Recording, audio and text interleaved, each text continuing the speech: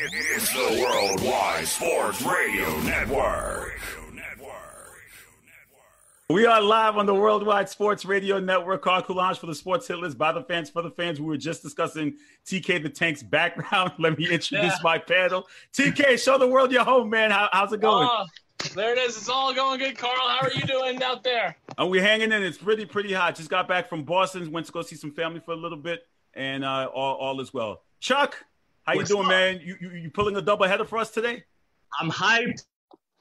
Hockey's back. I get to watch my Islanders and Cole tonight. Do you know how long I've been waiting for this? All right. And we have the baseball analyst, basketball analyst, political analyst, football analyst, Greg Polius. They don't like to see his tank in the background, but I like to see it. Greg, how you doing, man? I'm doing well. Yeah, we got some fish tank haters out there, but it's cool. My fish are doing well. Listen, man, we all like fish. If I had to have pets at home, I would go with a fish tank. So I like it, so keep it. So, guys, baseball is back. But before we started, before the Marlins situation happened, I wanted to discuss baseball coming back and seeing some playing. But then the Marlins had COVID hit their team. What was your first reaction when it happened, Chuck? I thought it was going to be coming sooner or later, and it happened to be sooner rather than later. It stinks, man, to have this happen. I thought baseball should have been in a bubble, and I've said it before. You know, they're going to be traveling from city to city, so you don't know when somebody's going to come into contact with somebody with coronavirus, and look at that, it happened.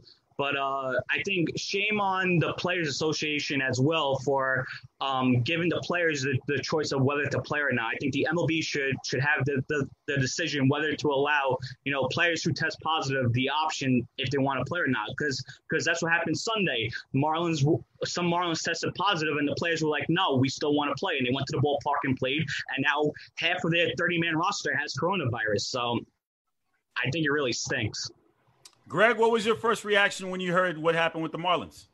It was similar to Chuck. It was bound to happen at some point.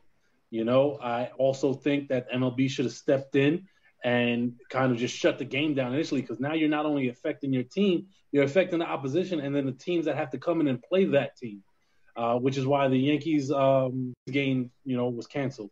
But also there's a point of contention with Chuck in terms of the bubble. I mean, how many domes are there in baseball for them to be playing in a dome? Outside of the Trop, I don't think there are that many domes where they could be playing in a bubble at, that spacious. You have your retractable stadiums, but it's not the same. TK, what was your reaction? Was it similar to the guys? Yeah, similar. I mean, you look at it happening. You were hoping to get more baseball in, but all of a sudden, 3 games in the season, bam, half a team has COVID-19. They're going to have to put the Marlins season on pause. What is that going to do for the rest of the season? Are we going to have a season? It's a good thing it didn't spread because, like Chuck said, if you're having people over your house, some guy says, I have COVID, you say, come on in. Don't be surprised if half the house then gets COVID. So I don't know what they're going to do about it from here. But, it just wasn't good. You want to try to see him get this 60-game season done.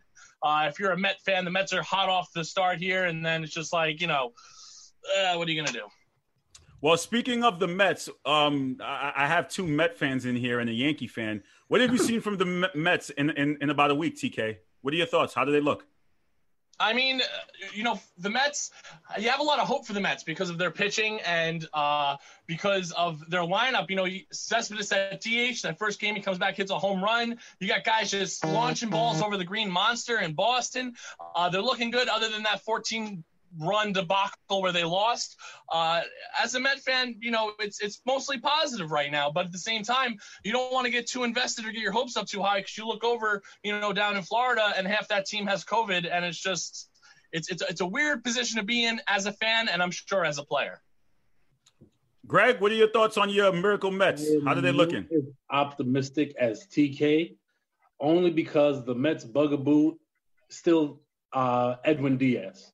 And a back in the bullpen. Last year, he couldn't close back-to-back games. He proved that again in the first series against Atlanta, where, not only was his pitch selection questionable, but his location was questionable, and he ends up getting beat by a guy, Ozuna, in Game 2 that he struck out in Game 1. And if we go with Diaz as our de facto closer, I think that's gonna, hinder us. Whereas we have other guys like a Seth Lugo, who is more than capable, who's shown throughout the year that he can be a guy at the back end of the bullpen that can close games. I think that's what it's going to come down to. We have the starting pitching, we have the bats in the lineup. Can our team finish games?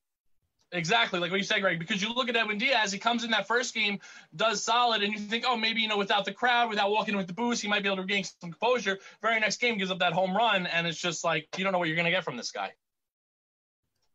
Chuck, what have you seen from your Yankees? Well, unfortunately, I've only seen 3 games because 2 of them have been postponed so far. But I mean, it's the same team as last year, pretty much. They're going to live and die by the home run. They have a lot of depth. The one concern I do have is of James Paxton. He pitched terribly on Saturday. His fastball is down like 3 miles per hour. And as Kenny and Greg both know, like, that's bad for a pitcher. So I'm a little worried about that. I mean, I don't know if they're going to have depth starting pitching wise to carry them throughout the season, even though it's a shortened season, or if they might have to go out and get, a pitcher just to shore up the back end of the rotation. Greg, I'm sorry I cut you off early. Did you have another comment about the Mets? Because I know you were about to say something. No, DK was talking about Diaz. I just want to say that, last year he had a ERA with 13 in back-to-back games. That's just not going to cut it. No, I take Armando Benitez over him right now. Give me whatever. I take the 56-year-old Roger Clemens. Bring him back. As sad as it is, I think all Mets fans would at this point, which is crazy considering how inconsistent Benitez was. Yeah, I know. So yesterday, Joe Kelly of the Dodgers, we saw start some trouble. And we saw, I guess, what you like to call a scuffle, a bench clearing altercation. I don't know what's the proper word to use. Call it an altercation. Okay, so what do you call it, Greg? What do you call it? It was a bunch of loud talking. That's just really all it was. All right, but this is what the fans have been wanting to see. Before COVID, we knew this was going to happen. What are your thoughts with what happened? Is it something that you could just gloss over, or will this continue to happen with the Astros? Greg? I think it's going to continue to happen. I think guys are going to get plunked, but I think the Astros' point of contention is, we expect to get hit. Don't aim for our heads, and I think that's where the line needs to be drawn, especially when you throw 95 plus, because that is somebody's livelihood you're messing with. Chuck, do you agree with Greg, or does it's like it's baseball? No, I 100% agree with Greg. If you want to throw at them, go ahead, but don't go head hunting. That's probably the most childish thing you could even do, and it's not good for the safety of the players. We all hate the Astros for what they did, but to throw at somebody's head is not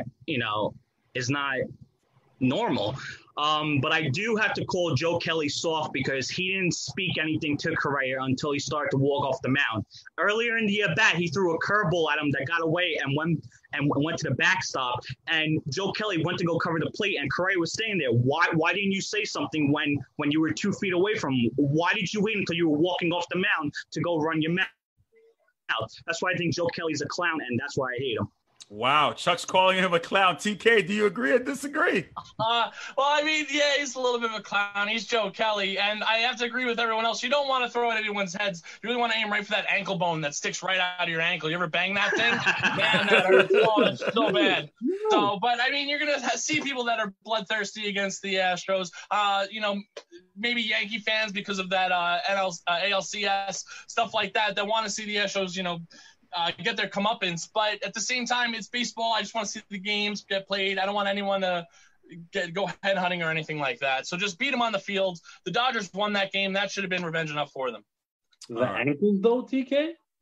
Yeah, that's the worst part. Greg, you want to get hit in the ankle? I don't want to get hit in the ankle. That's terrible. That's just equally as bad. Hit him on the butt. Yeah, exactly. Hit him on the meat. Hit him on the meat. That'd be nice. That's what you do to a friend. You throw him right at the butt. But if you're Joe Kelly, what are we talking about here? What are we talking about here? We're talking about how to hit someone. You hit him right. You hit him on the butt. You hit him in the ankle. What are we discussing here? That's a thing. Yeah, no, the ankles. That's bad. So before I let you guys go, I just wanted to know, having seen baseball, do you really miss fans? Do you really miss seeing the fans? How much of it is it different watching baseball without fans and seeing the stand-up cutouts in the arenas? Greg? it doesn't bother me because I don't watch the game for the fans. I watch the game for the game itself. How it's played, the strategic aspects of it. So I'm good. I think where it will come into play though is playoffs. That Okay. I will say. Okay, Chuck, are you missing the fans, or it doesn't matter because it's baseball? It doesn't matter to me. I'm just happy that the sport is back. But I think the cutouts are the worst idea of all time. I mean, the cutouts behind the backstop, they're all different shapes and sizes. So if I'm a pitcher on the mound, how do you stay focused with that? They look ridiculous. But having there, fans different shapes and sizes though. yeah, but Greg, some of the cutouts have a big white border around them, and some of them are cut like at the head, and some of them have a white space from here to the top. It looks ridiculous. Well, you know what? At first, when I saw it, I thought it was completely ridiculous. But then when I found out that the Mets were actually donating the money to proceeds to help COVID, I was like, all right, it makes sense for them to put the money to good cause. But my first reaction when I saw it, I was just like, what are they doing? What are they thinking to do this? But then when I sort of thought about afterwards, then I'm like, all right, maybe it's for good cause. TK, what are your thoughts? Do you miss the fans or not? I mean, you're always going to kind of miss the fans, but I agree more with Greg that come playoff time, it's really going to matter because you get that playoff baseball atmosphere. It's a different whole animal. But, I mean, being a Mets fan, and even if you're a Yankee fan, we go down, we play in either Florida or Tampa Bay, 15, 18 games a year, and there's no difference. There's no fans there either. So it is what it is. As for the cutouts, I think the cutouts are hokey. They're a little ridiculous. But if the money's going to COVID and to help, find a anything just to help. I mean, you can't really detract from it. As a pitcher myself, I don't think I would get too lost in looking at the different shapes and sizes. You just kind of zone in, tunnel vision right to the plate, right to the mitt. So. Hey, Greg, I have a comment from Brandon Mishu. Shout out to him. He said, Greg ruined my morning with his dryness today. That's what Brandon said. He said you ruined his morning with your dryness because Greg and I were discussing how having fans there with the altercation would have been better, entertaining. But Greg is speaking from a player's aspect. It's like nobody cares about the fans. They just care about doing what they need to do to play. So it was a little bit back and forth with that this morning. Thank you guys for joining me here on the Sports Hit List by the fans for the fans, Worldwide Sports Radio Network. Please make sure you guys are sharing. We have hockey up next. Chuck is staying for the doubleheader. Greg, I'll see you on the flip side. TK, I'll see you later. See you later. All right. Carl. Yeah, what's up, man? I will say that the COVID in baseball might probably affect the NFL season. I hope it doesn't affect all the other seasons in hockey and basketball as well, because basketball is starting tomorrow and football, and we have hockey starting on the 1st. So I hope it doesn't affect. It's not a ripple effect that it falls into all the other sports. Carl, quickly, and Greg, the Marlins haven't played in Florida in almost 2 weeks. And the Rays have been home. They didn't get COVID. The Panthers were practicing, and they only left like 2 days ago. They haven't gotten any positive COVID tests. And the Lightning were practicing in Tampa, and they haven't gotten any positive COVID tests. So something must have happened when they left to go to Atlanta and then went to go to Philly. It's very suspicious. Or we'll leave it with a question mark for next week. So Chuck, go do your diligence and your research and figure out what's going on down there in Florida. That's your homework. Like a private investigator's uniform, looking around the airport. Listen, Chuck, that's your homework from the professor. You're investigative. Go do that. All right, guys. Thank you. Take care. Chuck is sticking on for hockey. Let me bring in Mike. And Mike, you're listening to the Sports Hit List by the fans, for the fans, and also watching on the Worldwide Sports Radio Network. Thank you for joining us this afternoon. Let's bring in Jesus, a.k.a. Mike Sparacino. How you doing, man? I can't hear you. You got to fix your audio. I can't hear you. Let's do Mike Phillips. Mike, can you hear me? Oh, I can hear you. Can you hear me? How you doing, man? Welcome to the first live edition. Good. We got Mike Phillips. Wait. Oh, my God. The cup. Wait. Yes. Wow. Yes. Chuck. I'm aligning myself with Chuck. For those who don't know, I am from Elmont. The Islanders are coming to Elmont. I have chosen my team. I am an Islanders fan. Let's go Islanders. How can the guy from Elmont not root for the Islanders? I can't. You're a clown like Mickey Mouse on your shirt, Carl. Listen, I got the Mickey Mouse for the NBA. They're going back tomorrow at Disney. You know I got to support that. But, guys, NHL starts on Saturday. Are we looking forward to it? Are you guys hyped or nervous? I'm hyped. I'm hyped because we haven't seen hockey. I mean, we had an exhibition game yesterday between Pittsburgh and Philly, but we haven't really had any hockey. And we're watching, baseball. And yes, there has been some debacles with COVID-19, which we can get into on the hockey scene. But it's been great to just watch the sport again. And I think with no fans in the stands gives you the opportunity to really enjoy the sport. And that's going to happen with hockey. Right now, you're going to really be able to see the breakaways. Now you're going to be able to see the plays. You're going to be able to hear the puck off the ice, hitting the post, hitting the boards, and getting to hear the players hitting each other. I am hyped. The Rangers play the Islanders tonight in an exhibition. They're going to beat them up, and then they're going to take Carolina in 4. I'm calling it now. Mike Sparacino, can you hear us? I can hear you. Can you hear me? Yes, I can hear you. So what are your thoughts? So are you ready for hockey? First off, sorry, my computer stinks. Second off, absolutely, brother. Absolutely. And sorry, I just hit my cam. But, dude, we haven't had hockey since March. I'm ready to go. Let's get this done. Chuck, are you excited or nervous? Because you just said in the last segment. No, go ahead. Finish. You said in the last segment, the last segment we discussed about the MLB may ruin the NFL season. Are you concerned with now the COVID outbreak in the MLB? Will it come over to the NHL? Well, I don't think so because they are in a bubble and they haven't had a positive test in almost, I think, like 2 weeks now. So I'm not worried yet, thank God. But I'm so excited for this sport to be back. Usually these practice games I don't really care about, but because I haven't watched the sport of hockey since March, you bet yourself that I'll be sitting on my couch tonight tuning into Rangers Islanders. Okay. I want you guys to make an argument that hockey will be the best sport on television because we have NBA coming back tomorrow. Baseball's already back. We know football's coming back in the fall. They always say hockey is the least watched out of the 4 major sports, but what argument can you make that people will be watching hockey? Athletic ability. Okay. The way that a player is on ice with maybe 2 or 3 inches of escape, being able to move up and down the ice with finesse, being able to move through defense, pinpoint passing. Yes, you don't have the slam dunks like you would have in basketball, but you have the dekes, you have the moves to score a goal. The finesse behind it, it's like poetry on ice. And there's no better way to watch that than to watch it on TV. I don't know if you sold me. Did he do a great job selling it? I don't know.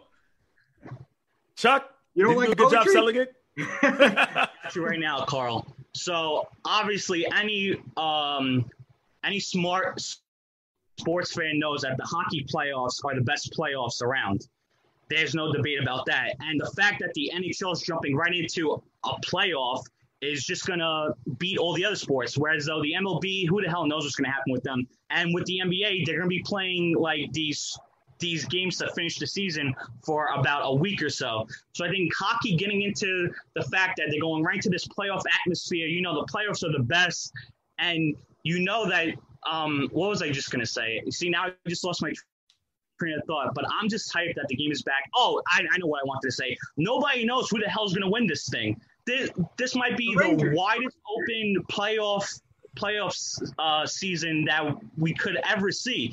All these teams are healthy. There's nobody really that has any injury problems. So going into this, knowing that even your team that could be ranked, 12th, like Chicago or even down like the Rangers, like they have a shot to win it all. So I think knowing going in that you have a chance, whereas though in the NBA, if you root for, let's say, the Magic, they have no shot to win. And with the NBA, everybody's just looking forward to Clippers, Lakers, and then whoever comes out of the East. So basketball has no interest right now, whereas with hockey, it's wide open. So buckle up and get ready for the ride.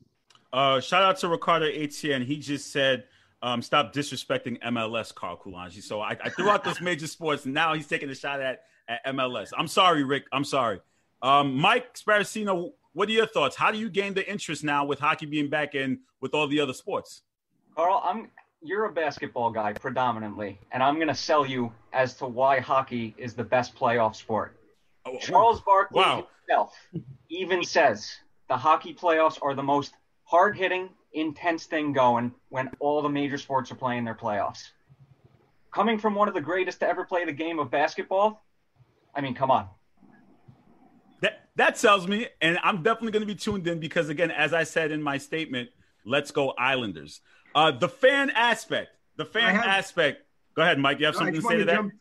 I just want to jump in, and I have breaking news about the Chicago Blackhawks. It just came out a little while ago, and I thought maybe on live it would be good to break.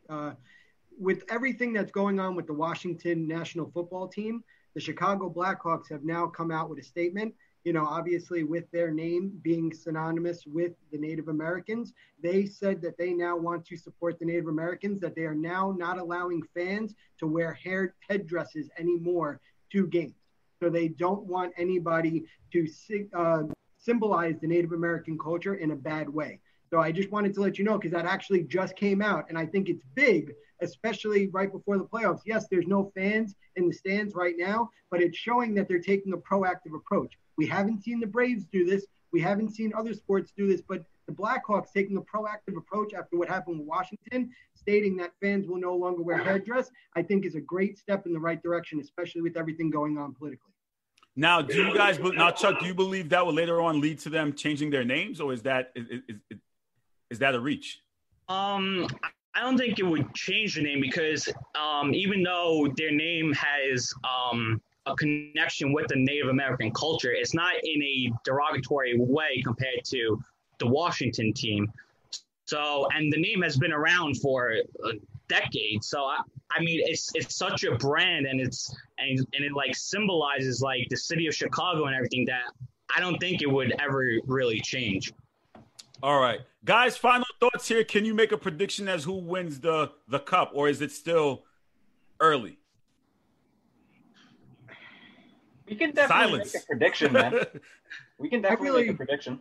Yeah, I think it's going to go round by round. I think the play-in rounds, it'll be good to see. The Islanders are definitely going to beat the Panthers. They've beaten them the last 4 games that they played in the 2019 You're season. Giving the Islanders credit? Wow. I am. Wow. Very good, Mike. You know what? I go by talent. I don't go by homerism as other people in the sports hit list sometimes do. Are you throwing shots?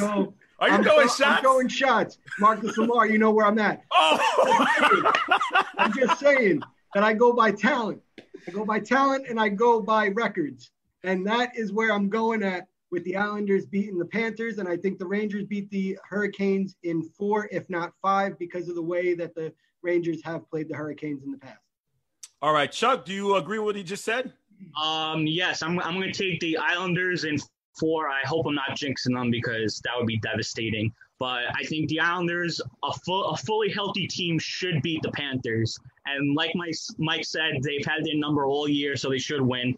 And I'm going to take the Rangers over the Hurricanes in 5. The Hurricanes might be the more talented team, but they're dealing with an injury or two. And I think the Rangers are so in their head, and they play them well this year, that the Rangers will get the better of them. And my Stanley Cup prediction as of right now is Lightning over Vegas. Jesus, do you have any predictions real quick before I let you guys go? Yeah, I got the Colorado Avalanche over the Boston Bruins. Wow. All right, gentlemen, thank you for joining me here on the Sports Hit List by the fans for the fans on the Worldwide Sports Radio Network. We'll be chiming in with you guys on Wednesdays to give us an update on what's going on with hockey. You guys stay safe out there. All right? Thank you, Carl. Thanks for everything. All right, let me bring in my NBA contributors here. Let's see who we got coming in. We got coaches in the building. Coach, how you doing, man? I'm good.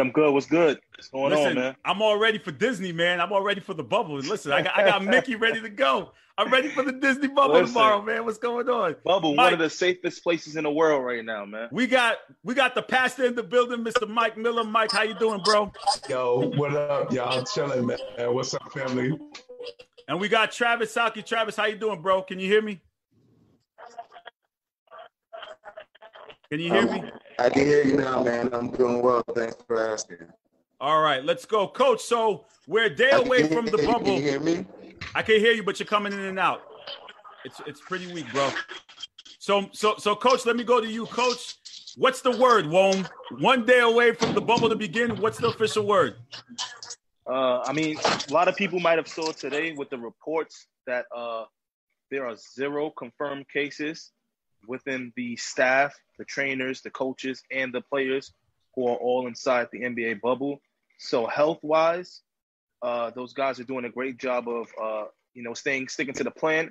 I know we had Lou Williams. He had his little fiasco with the wings from a space that I won't even say the name of, but we all know about that story. But I will say those wings are pretty good. I've had them before.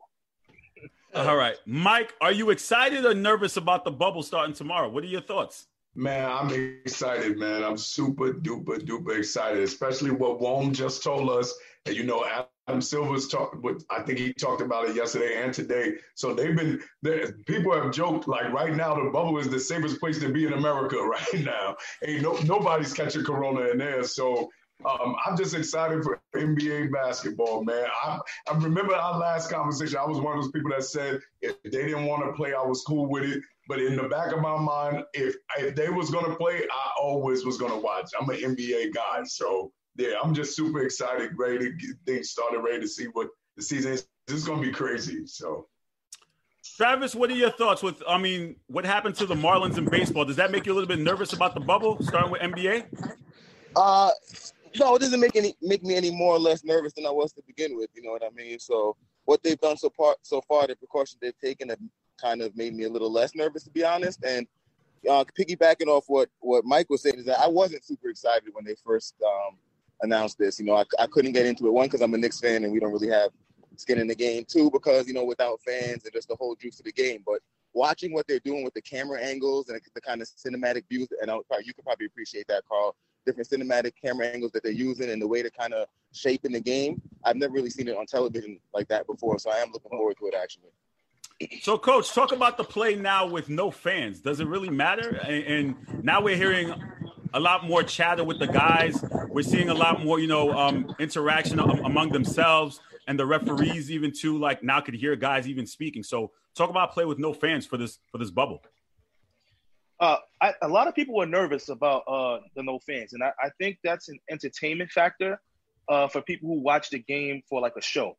They used to say the NBA is one of the greatest shows on earth. You see the fans going crazy, the reactions, amazing shot was just hit from half court, and they pan to that little 7-year-old kid who's at his first game, who's never been in the arena, and he has that look, and we say fantastic. But what we're getting now is the true essence and the beauty of the game of basketball. A lot of these players, you practice in the summertime in these great pickup games that nobody ever heard of with no practice. When we saw the Dream Team documentary, we saw one of the greatest games never saw before with no fans. And last but not least, a lot of these, especially if you come from college, all colleges play scrimmages with no fans. So the players are going to be locked in, I think, more than ever. You're going to see a different level of guys being synced and just focusing on the game and no other interactions. For the fans' point of view, we may not enjoy it, but I think like you said, we're going to get a little tidbit on how much they actually talk to refs, how much they talk to each other on defense, on offense, etc. So I'm interested in getting a new view of the game. Mike, if we get the Clippers if we don't get the Clippers and the Lakers in the Western Conference Finals, how disappointed would you be?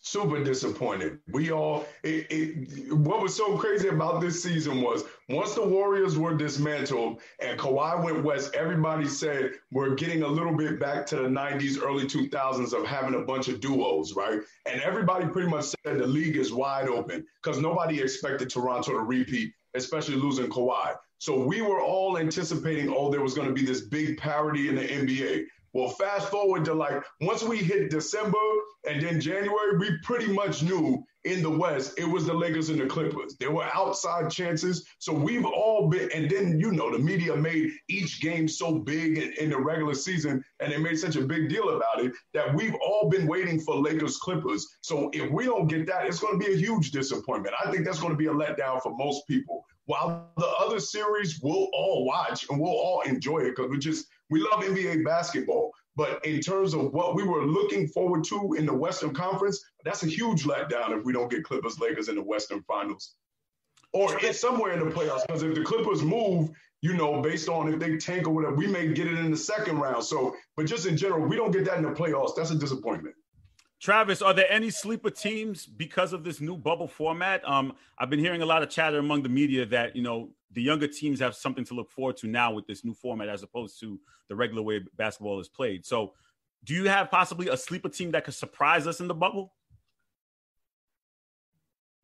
Hold on.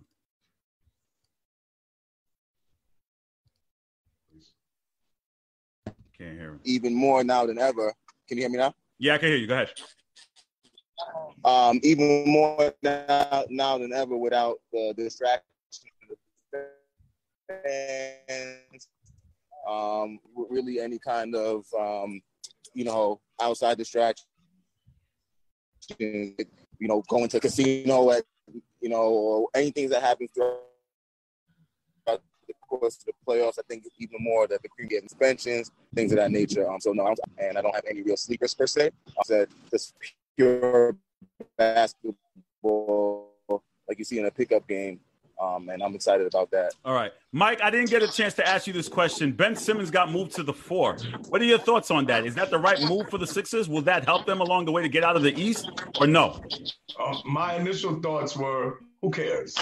But, because it's like, honestly, but I was like arguing with it with some of my friends, and it's like, he already plays kind of that dunker position anyway. They already use him that way. And it's just like, for me, just looking at it, and I know the coach can speak to this because he know the X's and O's and just how to put players in position. But it seems as if because he can't shoot, putting him in the space where Joel Embiid is in that same vicinity, that same area is gonna inhibit stop a lot of what Joel Embiid does effectively. Particularly, it's gonna force Joel Embiid to think that he's Steph Curry or Kevin Durant and start shooting threes. Because if Ben Simmons has to be in the paint, then Joel Embiid is going to drift out because he's the one that can shoot. Ben Simmons can't shoot. So I think it's one of those things where Brett Brown knows he's pretty much the job is he's probably going to lose the job if they don't win the championship. So he's just I appreciate the idea to just throw anything. He took the D'Antoni approach with the small ball, which is we just going to do whatever. Oh well, it doesn't matter. I'm not going to win a championship, so I might as well go out swinging and try any and everything. So to me, it's not that huge of a move because I still think Ben Simmons' deficiency as a shooter it causes problems for the whole team. And then most importantly, I'm of the belief that I don't think they fit together. I just think him and Embiid just don't fit together. You have to lose one of them because they just, like I said, they occupy the same space and one can't really help the other. And you see statistically, Ben Simmons always flourishes better without Embiid. And Embiid, I think they have like an 80% winning percentage without Ben Simmons. So they both do better without each other. So this move is just a last gasp by Brett Brown to just try to do something. But ultimately, my thought process to say all that was, who cares? Coach, we have in the Eastern Conference, you have the Bucks, the Celtics, the Raptors, the Sixers, Mike's Pacers. You have a bunch of teams in the Eastern Conference. Who gets out? That's a tough question. I think we're enjoying both conferences for what they are. Like you said, the juggernauts are in the West. We're going to look to see that big matchup. But in the East, I think we're excited to see 7-game series. We want to see as much basketball as possible. If I had to pick 3 teams that I think are at the upper echelon of the East, you would have to give respect to Milwaukee Bucks with Giannis and a clear MVP candidate. You have to go Boston Celtics because that young youth, that team is together, great coaching. They play hard. They play defensively. And, the coaching staff at Boston, they're great after X and O's, which you can look at the numbers and analytics, see how many points they get off of timeouts.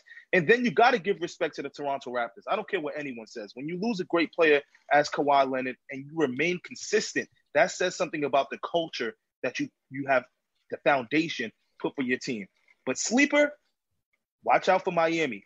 Any team that plays hard and plays together and has a defensive player who just will do whatever is needed in this kind of atmosphere where it's like the NCAA tournament, no fan base, just who plays the hardest, no crowd to pick you up if you ain't got it that day, I'm rolling with defensive-minded teams. So those are my 3 upper echelon.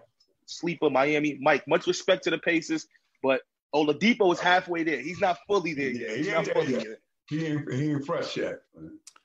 Travis, for the New York Knicks, they just hired Tom Thibodeau as their head coach. We had to address that. As a Knicks fan, do not ask me that question. I know. I'm going to Travis first. Travis, what are your thoughts? Travis, what are your thoughts on the hire of Tom Thibodeau? Okay, from a positive perspective, I think it's going to get a young team to play hard. I think a young team needs a coach like that that's going to kind of take their cues from him because they don't have a true leader. So, it's more of a college atmosphere kind of there right now with the youth. So the coach has to be the leader. What I fear from a con perspective is to burn these guys out, burn these young guys out, these crazy long shoot-arounds, these crazy grueling two-a-day practices. I think Tibbs has grown as a coach. And Coach Mankey could speak to this more. I think as the years have gone by that he's softened and, realized kind of what NBA guys react to. And, people blame him for D-Rose burning out. I don't personally. I think D-Rose was just that type of springy player that played too much zipline basketball and it cost him his knees. But he has been known to be tough on his players, and I just want to make sure it's a good balance now where these guys will really grow from it. I don't think it's going to be – I think he's the type of coach that's going to get these guys ready to win, the innocent climb, quote-unquote, but it's going to take the next coach to bring them to the playoffs and deep into the playoffs, personally. All right, Mike, what are your thoughts? Because I'm going to save Coach the best for last. Mike, what are your thoughts on the Tom Thibodeau hire? I know he was coaching Karl Anthony Towns. I know you like Karl Anthony Towns. I know he coached Derrick Rose. You also like Derrick Rose. So what are your thoughts on Tibbs with the Knicks? I think Tibbs for the Knicks. It's like, Nick, listen. Before you start, be fair. I know you don't like the Knicks, but just be fair. Listen, be fair. Remember, be fair, brother. Be fair. Remember, I don't have to have that energy for the Knicks right now. I give all that energy to other teams. I don't have to have that for the Knicks right now. But to be fair, when I saw it, I was like, why? Like what? Like I don't understand why Mark Jackson is the obvious hire. Why wouldn't you get Mark Jackson? Like I don't. First of all, I think the first thing Tibbs has to do is look in the mirror and say, I'm not really that good of a coach. Because I think we need to be clear about that. I think he made his bones as a defensive specialist for your Celtics, Carl. And ever since then, we've kind of like, he keeps getting jobs but not doing well. I think he has like a 0.4% winning percentage or something like that. So Tibbs is not really a great coach. So I think the first thing we need to do, look in the mirror, Tibbs has some self-awareness to say, as all the gentlemen just mentioned, as Travis just mentioned, with wearing your players down, with grinding your players, with historically having a horrible offense, and this is an offensive-driven NBA now. I think who's going to be on his staff with him that makes sure to check him, like how Mike D'Antoni, so offensive heavy, finally got was Jeff Vizdelli to help him with the defense. We need Tibbs to do the same thing. The Knicks fans, you're going to need Tibbs. Get somebody on your staff that is an offensive wizard that will force you to focus more on offense and not just being grinders. Because as Travis said, and as we've seen, grinders, okay, they're going to grind, but they'll grind themselves into the ground. And you got a lot of young talent. But listen, the NBA, more than any other time, is offensive driven. I know the 80s was offensive driven, but right now the Knicks, pay attention to what's going on. So just on the standpoint of the hire, I think it's dumb. But, because he has some kind of cachet with the name, I think that's why they went with it. But my man Mark Jackson should have got a job. I mean, come on, man. Listen, Mike, listen, I think for the Mark Jackson situation, we need to have a separate segment for that because it's been 6 years since he had a job. I don't believe he's getting a job. I'd love to get into it, but it's going to take too much time. But yeah, you're right. It's ridiculous. It's been 6 years. He's not going to get a job. So, Coach. I think I'm with you. Coach, what are your thoughts? Educate Mike. Help me out. I don't think it's much of an education. I think it's combining Travis and Mike's answer. And that's the answer why you have the Knicks coach. As Travis noted, we all know that the Knicks in 2 to 3 years, regardless of who's coaching, are not going to be a contender. We know that. We understand that. As Mike said, we know what Tibbs is good for. Defense, stability, putting young players to the fire and trying to get the best out of those young players, even if he may burn some of those players out as they eventually get older. So if we combine those two factors, we see what the Knicks were thinking. We need to build a culture. We need to define who we are. We need to teach our young players that they have to play hard at all times. And then maybe in 4 to 5 years, if you keep Mitchell Robinson, if you keep I don't know about Randall because he's going to be a free agent. I think we got to let players like that go. But if even Frank is a great defensive player. RJ Barrett, he's long, he's wiry. You build on those guys, and then hopefully in 5 years, you have a foundation of a team who's making the playoffs. Tibbs' job is just to get him to the playoffs. You're not going to win it. Just get us to the playoffs in 2 to 3 years, And then after that, we'll see what we're going to do with our front office. But listen, we know what the Knicks are right now. This is the first time we're actually rebuilding the right way. We're not swinging for the stars. Fans, we've been through this before. Think of the late 80s to the early 90s. What kind of coaches did they have? What kind of coach was Jeff Van Gundy? He wasn't a monster hire. He wasn't flashy. He was solid. He was solid and he was consistent. And that's what Tibbs is. He's a 500 coach. 500 to 600 coach. He's a 500 coach. He's a solid coach, but he's not Fizdale. Fizdale really had one season as a head coach. He's not D'Antoni when D'Antoni had to experiment with Stephon Marbury. He's not even I even forget the coach. Who we had before Fizdale? You probably know more than me sometimes, Carl. You be an undercover Knicks fan. Mike Woodson. Mike Woodson. We had Mike Woodson. Jeff Hornacek too. Yeah, Jeff Hornacek too. Jeff Hornacek, that was another guy that just didn't fit what we were trying to build. They didn't fit that rebuilding project. Tibbs is a coach who's going to have to build these young guys' confidence. So listen, Manny just said you should have been the coach, but Ziggy also said he doesn't know who's on his staff. Is Womack going to be on the Knicks coaching staff? Listen, they have a coaching staff open. You want to break some news, Mac? What's up? I don't know. Wom, what's the word, Wom? What's the word, Wom? Nah, man, not yet. I got a plan, man. In 2 years, in 1 to 2 years, my plan is to get to the ranks of either the G League or the NBA. But I'm doing some other things right now that are pretty interesting here at our home college, at the alma mater.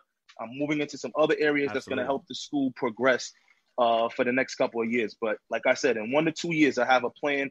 G League, NBA, it's in the works. Gentlemen, you guys enjoy the Lakers and the Clippers tomorrow night. They got word Anthony Davis will play. I just saw a picture of him wearing the goggles. So that'll be interesting to see Clippers and the Lakers. You guys take care, and I'll talk to you guys next week. Peace, my brother. All right, you're listening to the Sports Hit List by the fans for the fans. Let me bring in my football team real quick to discuss some football as they come in. Thank you for listening and watching us here on the Worldwide Sports Radio Network. Let me introduce my panel. I got one more coming in real quick. We have the commissioner, self-proclaimed commissioner of the Sports Hit List, Mr. Ray. Ray, how you doing, bro? Good, I'm good. How's everybody doing today? We have the football god, Mr. Kenny Irby himself. Kenny, how you doing, man? I'm chilling, man. How's everybody doing? We hanging in there. We have Ray Jarvis from the Gray Area. Ray, how you doing, bro? What's going on? And we have Mr. Box Office himself, Mr. Travis McKay. Travis, he got a haircut, ladies and gentlemen. I'm back, Travis baby. got a haircut. Look at him. I'm back. No more hat. No more quarantine fro out here. Travis is wrong. We got a sign already for Travis. Before we start about the NFC. That's just automatic. Before we start about the NFC, Ray Jarvis had something he wanted to touch upon. Ray, the floor is yours. Bosa's new deal. You had some quick thoughts about that? Frankly, I just believe that deal is a terrible contract for the Chargers. Granted, they, new stadium in LA, they want to make the splash and everything like that. But $135 million for a defensive end, upwards of $102 million guaranteed. You're giving this to one player on the D-line? This is what we do in 20. Have we not learned anything in the NFL? You don't, outside of the quarterback position, you do not throw this kind of money at anyone else on the roster. This is a bad deal. The Chargers will regret it, and I needed to get that off ASAP. I hit you up, yo, bro, you talking about this? Because I am completely annoyed by this contract. A lot of people are going to be safe when they're going to want to talk about the money. Wrong Travis is shaking his head already, but I don't care about what he thinks, because at the end of the day, you giving $100 million to a defensive end is always and forever bad money in the NFL, and I needed to get that off. Period. If it ain't the quarterback, I don't want to see them kind of dollar figures for an NFL player. Period. Oh, okay, Travis, real quick, what are your thoughts on the deal? Do you agree with Ray or do you disagree? Of course I don't agree with Ray. That is a nonsense notion right there. Pass rusher is one of the top 3 positions in football, okay? Right. You either are the quarterback or you will get to the quarterback, all right? So therefore, this is just the natural progression of the pay scale. We seen a couple weeks ago, Myles Garrett just get that big money. So therefore, the next defensive end, here we go. Joey Bosa. It is what it is. It's are you against players getting paid? No, is that what it is? No, are you against that? Are you against capitalism? I'm against this. This is a bad deal. It is. How? Okay, guys. Kenny, chime in. What are your thoughts on the deal, real quick? I I thought it was a great deal for the kid. What's his name? Bosa. Great deal for Bosa. Great deal for Bosa. It's a bad deal for the Chargers. I agree with Ray 100%. It's a terrible deal outside the quarterback, but the Chargers are the Chargers. They'll be what they're always going to be. They're not going to win a championship with a $100 million defensive end. They're just not. I mean, you just let your franchise quarterback walk out the door. You got to pay somebody, bro. You got to pay somebody. Okay, real this quick. You're a Panthers fan and they do nothing. This is ridiculous coaches like this. They got to pay somebody. What are you talking about? You do. There is a cap floor. You know that, right? Commissioner, quick thoughts on the deal. Do you like it or you hate it? It's a bad deal. That's pretty much it. It's not a good deal. We against capitalism in here. All right. Ray, thank you for joining us on this segment real quick to talk about the deal. Thank you for having me. And we'll talk to you soon. Yes, sir. All right, guys, we're here to talk about the NFC North. We saw the Green Bay Packers last year. They're the reigning defending champions. How can they bounce back from that terrible loss in the championship game? Kenny? They're not, because the 49ers just completely whooped them, and they took their soul and they took their heart. So, and they didn't add anything to the offense. They're becoming a running team. Aaron Rodgers is getting older and more frail. They're going to regress. I still think they're going to win the division, but they're not going to advance any farther than what they did. Okay, Commish, do you agree? Yeah, pretty much.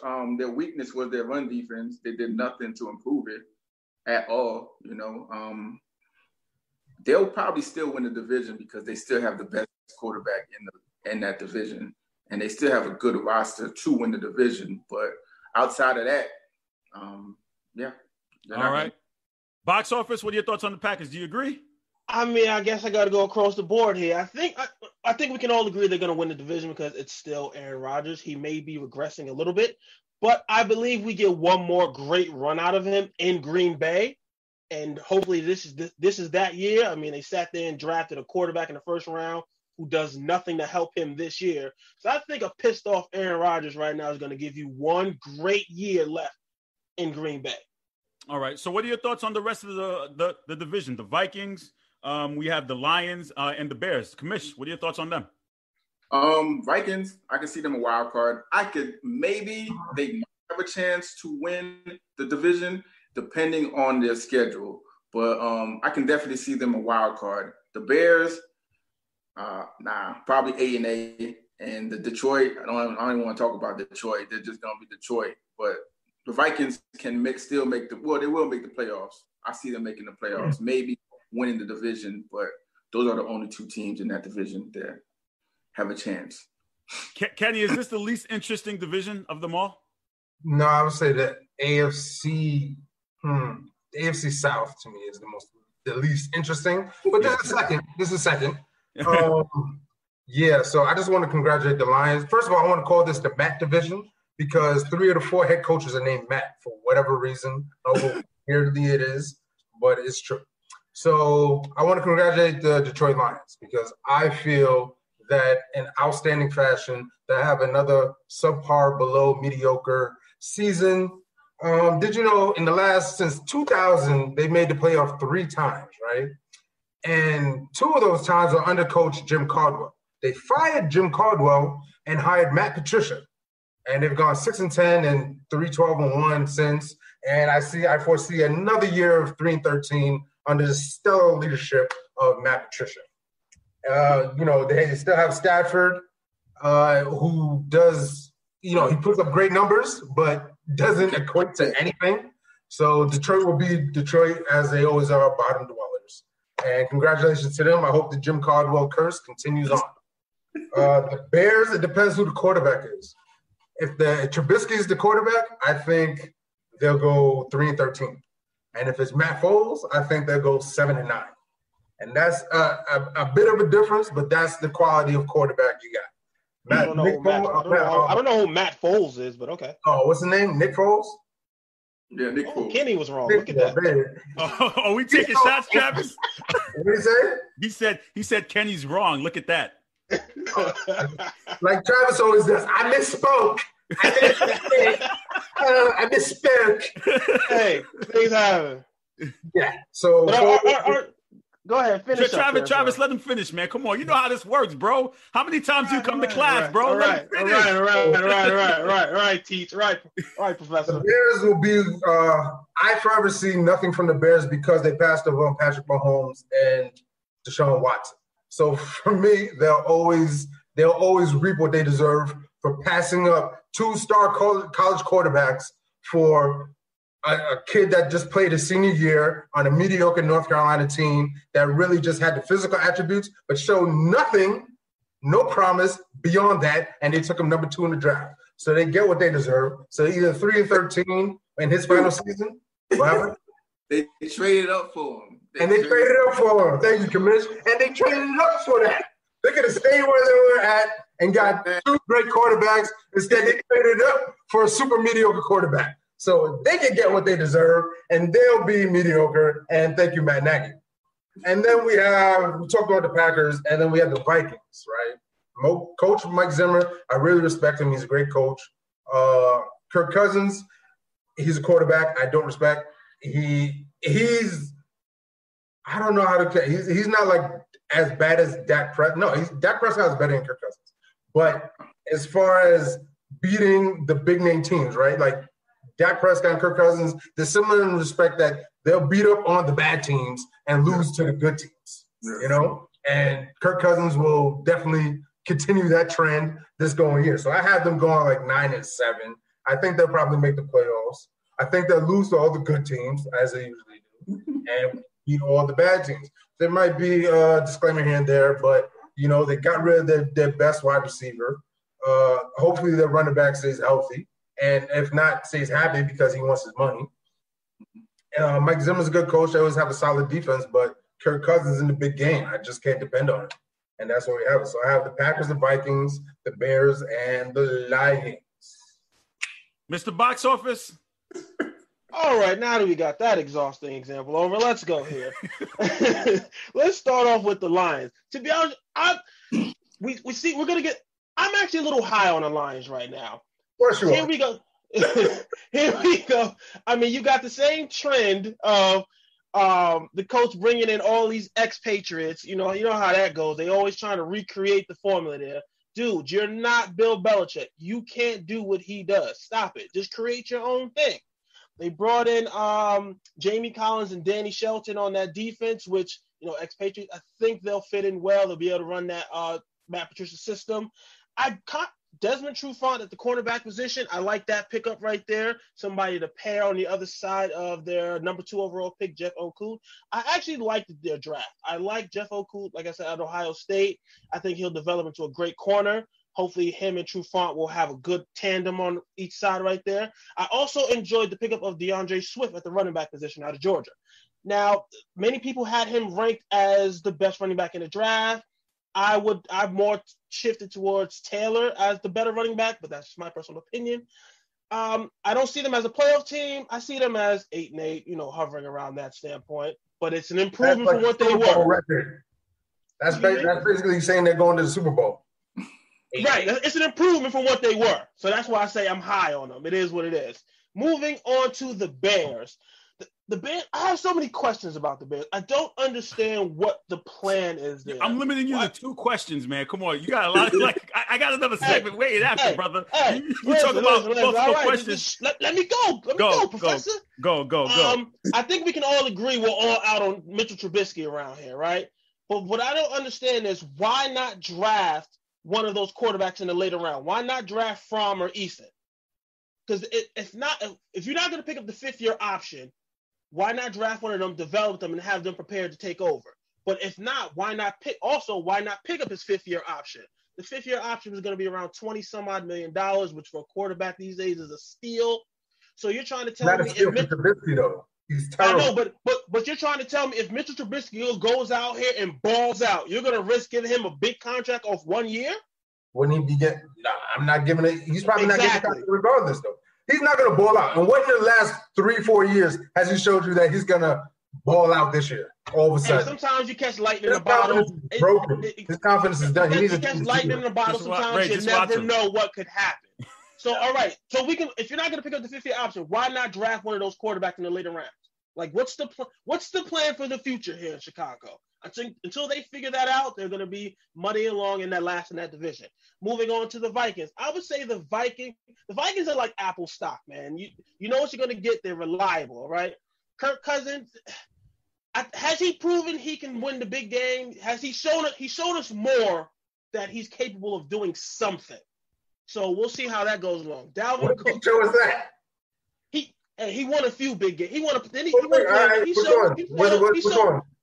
showed up every once. He showed up something. Specifically, which game? Which big game? Did they not beat the Saints? Which game? Did they not beat the Saints? I told you.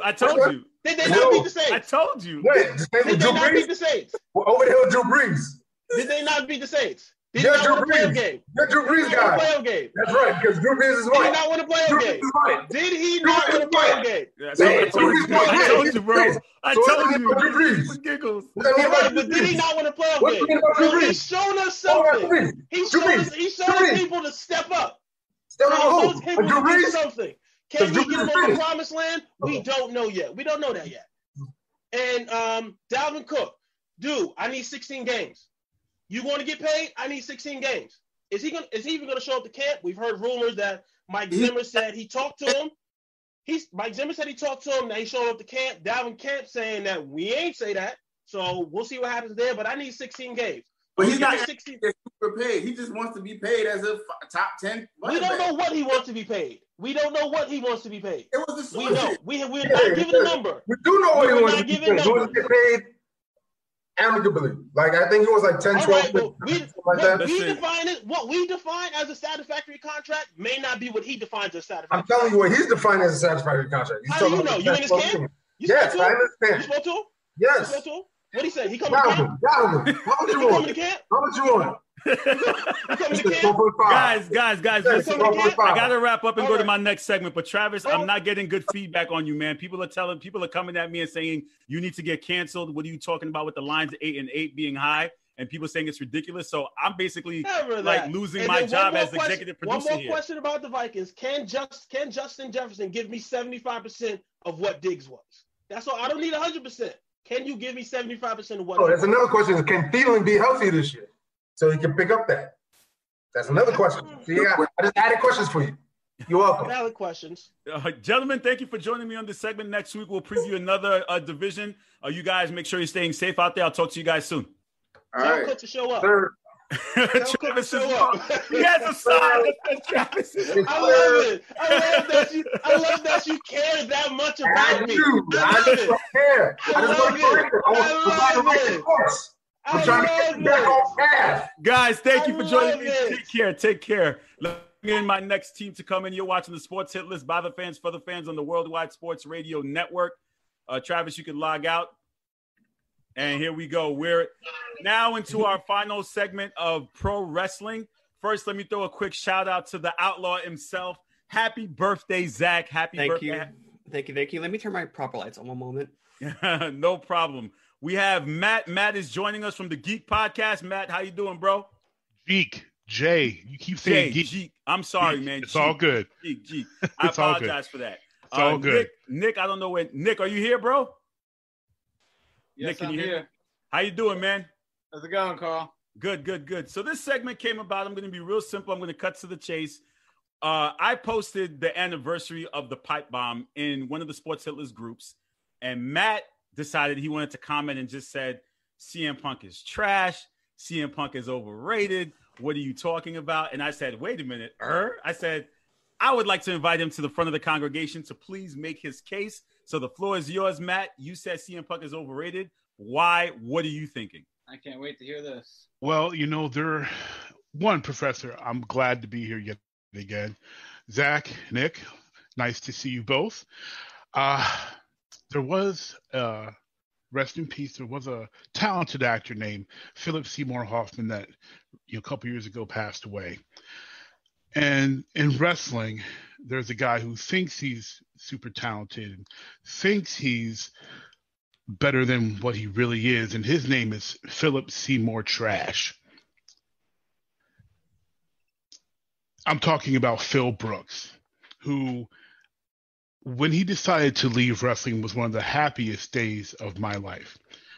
I've been watching Phil Brooks pre-WWE, in WWE, and he's one of the reasons why for a couple of years I stopped watching wrestling, because I was sick and tired of watching someone carry a title that he didn't deserve. He's a mid-carder at best, and despite the fact that he was gifted so many opportunities, gifted one of the longest title reigns in modern history, still had the nerve and gall to constantly whine and complain like the little girl he is.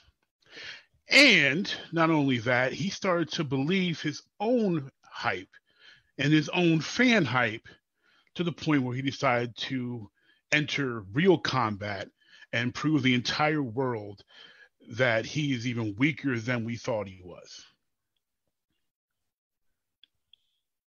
And this is not a new thing. Like they want to look shocked, but this is not a new thing. People have been calling him overrated almost from the jump. I remember Bleacher Report did something in either 2011 or 2012 postulating the same thing. This dude is overrated. Is he a bad wrestler? No. Is CM Punk, the character and the character development, a bad character? No. But he's not. It wasn't ever the best in the world. He was never great. He was never on a upper echelon level. And that has always been my biggest problem with Phil Brooks.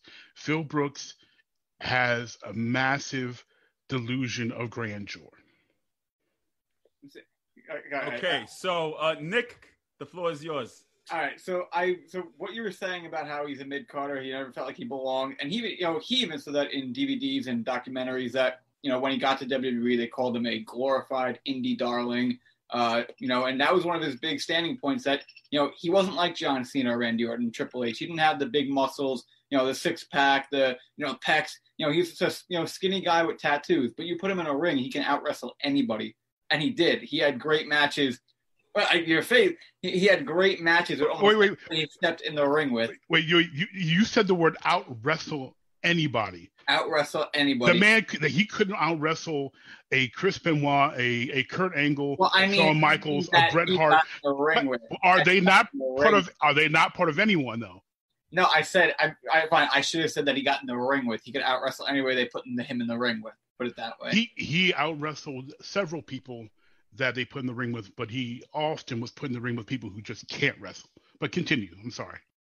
No, I mean, I get it. His accolades speak for himself. Obviously, the 434-day title reign as WWE champion, defended the belt in Elimination Chamber, defended in multiple matches against top guys like, John Cena, Daniel Bryan, Mark Henry, Ryback, just to name a few. Two-time Money in the Bank winner, two-time successful cash-in Money in the Bank, by the way. That's becoming very, very rare these days, a successful cash-in. And, obviously, WrestleMania 29, he brought out from The Undertaker what we hadn't seen. What people thought after the Shawn Michaels match, the Triple H match, Undertaker was done. Then WrestleMania 29 rolls around, and Punk Taker, best match on the card, better than Rock versus Cena, too. I don't really care. Anybody can fight me on that. And the pipe bomb, enough said. Birthday boy. Wow. Hold on. Let the birthday boy go. Go ahead, Zach. Go ahead. I don't think he's over because if you've seen even with that pipe bomb, that brought a whole new level of wrestling into the fray. It brought a reality. It brought in that quote unquote reality era. It showed us. It pulled the curtain way back for us to see everything. And for him, yes, that title reign was amazing. I will stand by it. That was one of the greatest title reigns during the modern era. Forget Brock, forget Randy Orton's title reign. I think CM Punk's title reign was the best. And that match with Taker, Vince McMahon said backstage when he got back through the gorilla, that was a main event level match. Why was it the main event? Because you want to feed people a match that they didn't want. Overall, Punk he's not overrated. If anything, he is the most underrated person to legit develop a better standpoint for wrestling for us. And also, Punk had a very good ability that not a lot of people have. That heel or face, he was one of the top guys on the card. he had that ability to make you love him and also make you hate him. I'm the biggest CM Punk fan in the world, but I'll admit when he was feuding with Jeff Hardy, he was my number one. I hated CM Punk, and when he was a face, I loved him, and when he was a heel, I loved him. Like, he has had that ability to make you love him no matter what. But everybody hated. I mean, that was one of the lowest rating times ever. So Matt, you didn't like the pipe bomb that everyone likes and glorifies. No, the pipe bomb is one of the most, to me, one of the most overrated moments in wrestling. Oh. Because I mean, it's extremely overrated. And I mean, okay, first of all, who here believes that was a shoot? I'll say half and half.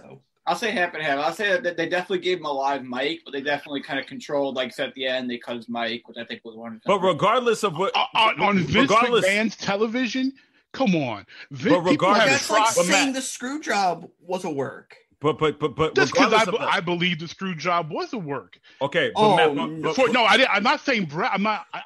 I'm not saying Brett was involved. I think Brett believes he was screwed. There's a very small possibility that Brett was in it, but I think everyone was in it but Brett. But that was okay. So, but again, that pipe bomb led to Punk facing Cena and walking out with the championship. Was when in Chicago, wasn't that? No, that's not what led to it. What led to it was all the big stars were hurt. And Pritchard said it himself. The big stars were hurt. They needed to put the championship on somebody, and they decided Punk. And they took the chance on Punk. And it was successful and ran with it. Right. And it was great booking. And credit to him for running with it, because very few stars get that opportunity to, when they have all the top guys hurt and they look at the roster and say, we have to build a new star. I give him credit for running with it, which is why I call him trash just because I don't like the guy's personality. But as a wrestler, that's why I always say he's overrated. He's not a bad wrestler. He's just way too overhyped. And part of the problem is he believes that hype once he took the ball and he ran with it and he did well. And then he started believing his own hype and just spiraling. And was like, dude, you're really not. He started believing his best in the world hype. And he started having some standard match. He would have a great match and then a substandard match. And then a great match and then a substandard match. He was never consistent because he started to believe his own hype. Zach? Ring now, prior to and this is WWE, if we're talking post Chicago, independence, we're talking like, Ring of Honor type run. That was amazing. I didn't like the guy, but I was blown away on the quality of performance that he had and the quality of championship reigns, like around the run he had. It was fantastic. Yeah, because even in Ring of Honor, CM Punk did not look like your typical, professional wrestler. Nobody looked at him as, being having that world title reign in WWE eventually. Like, they looked at him as, like I said, as an indie guy. That was his glass ceiling was the independence until Paul Heyman took that chance on him and brought him into ECW. Paul liked him, but the thing is, you can't really say the small guys don't get shots or become champion when you've got Shawn Michaels and Benoit and Bret Hart are guys who are multiple time champions. Like, you really can't say no one looked at him and said, okay, this guy could be champion. Jeff Hardy was a champion. He's got two moves. I mean, let's be real. Zach, you had some comments to. So, like, I'm trying to divulge back. I lost my train of thought with it, but I think overall, like, I don't. Like, I got the fortunate to see Punk wrestle back in 2013. It's pretty much at the height of at the height of his era. And when I went there, outside of Zack Ryder, he got the biggest pop of the night.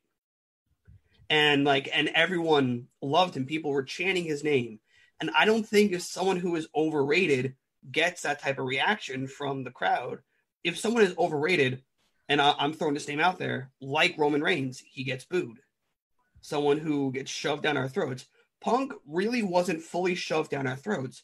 He wasn't appearing on TV and just burying a young upcomer. He put on an amazing match with Daniel Bryan at Money in the Bank.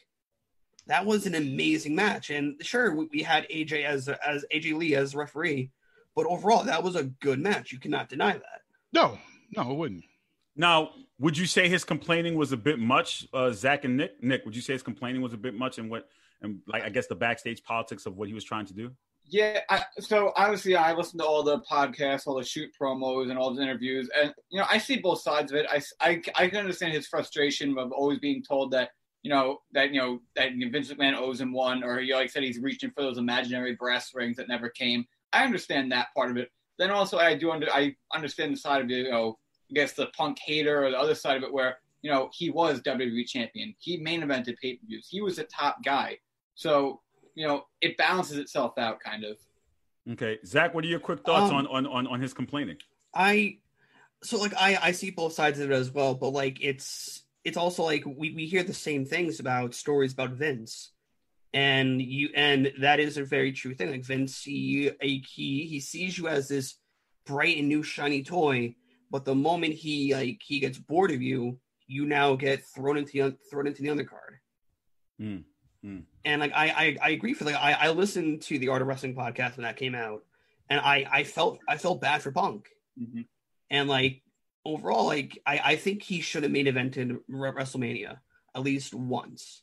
Well, I think Matt would have been pretty pissed off and probably turned off his television set if that happened.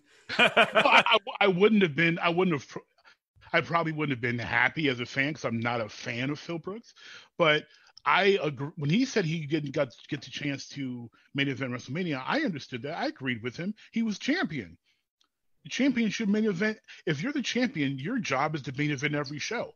Yeah. And I think it's ridiculous now that we just had WrestleMania and we just had all these pay-per-views, and the championship match wasn't the main event.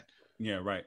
That should never happen. Yeah. So that part of his argument understood, but then he continued to take it to argue things that, like, dude, like you mentioned that he was champion. He was a champion and never a horrible champion, but he thinks that he thinks he's in Ric Flair, Hulk Hogan, Shawn Michaels, Bret Hart territory, Bruno Sammartino, Harley. He thinks he's an upper echelon person, and he's not. And Vince will never look at him that way. He will look at him the way, like Zach said, shiny toy, played with it, it lost its shine, it's varnished now, I'm going to push it back down. Because that's how most of the champions get treated. Most champions in WWE history are treated that way, except for that small collection of upper echelon. Mm-hmm. Punk thinks he's in that collection. And that's why I say he's overrated, because he's not in that collection.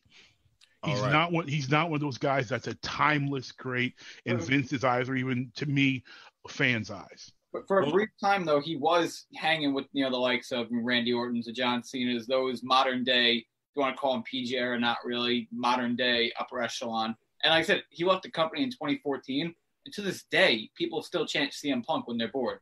I mean, CM Punk chant is still very relevant, so he's very relevant in the wrestling world. Or even if you look at and I know Carl, we had to wrap it up. I just want to mention the photo from TLC, I think 2011, 2012, where it was CM Punk, Cody Rhodes, Zack Ryder, Daniel Bryan, Beth Phoenix, Kofi Kingston, and Evan Bourne. That was, and I will say that was the greatest year in wrestling. Yeah. Seeing all those guys, those people who work their ass off. Every time I see that photo, I think I want to go back. I want to see this as an adult now and feel that passion. Yeah. Well, gentlemen, we're short for time, but thank you for joining me here on the Sports Hit List by the fans for the fans. Matt, you want to throw a quick shout out to your podcast for the fans? Yes. You can listen to the two podcasts from Jig Nation. We're on Facebook at JEEK Nation. The original Jig podcast, Breaking Green Wrestler Pro Wrestling podcast. I appreciate it always, CC and Nick. They may have chanted CM Punk, but they still chant ECW, and that's been dead for a long time. He's got a good point there. He got you there, Nick. Nick, you want to throw a shout out to your podcast? Yeah, you can check me out on YouTube at The Wrestling Radar. And Zach, birthday boy. Shout out. You can check me out on YouTube from One of the Ring podcast. I'm going to start uploading there more now. I've been dead because I've been working on here with you guys. Yeah, we got some special things coming. People are asking what Zach doing back on the show. I have to break the news tonight because a fan called out. They're like, what is Zach? Zach is suspended. What is he doing back on the show? So I got to release some stuff. Thank you for joining me. We have a Mount Rushmore series coming for pro wrestling. We got to get through baseball and we got to get through the NBA first, but it is coming for the fall season. Please stay tuned. I know Matt has been intrigued on that. I'll definitely get you on the episode. And Zach and Nick, I'll definitely get you guys on an episode. I'll talk to you guys soon. Thank you for watching the Sports Hit List by the fans for the fans live on the Worldwide Sports Radio Network. Please make sure you tune in every Wednesday at 4 o'clock. We also have Mount Rushmore for the coaches coming up, baseball Mount Rushmore series, sports of fullback and swing. You guys take care. Make sure you're staying safe out there, and I'll talk to you guys soon. And again, special shout out to the Jeep Nation. I said it right? Got it. You got it. There we go, guys. You guys take care. I'll talk to you guys soon. It's the Worldwide Sports Radio Network.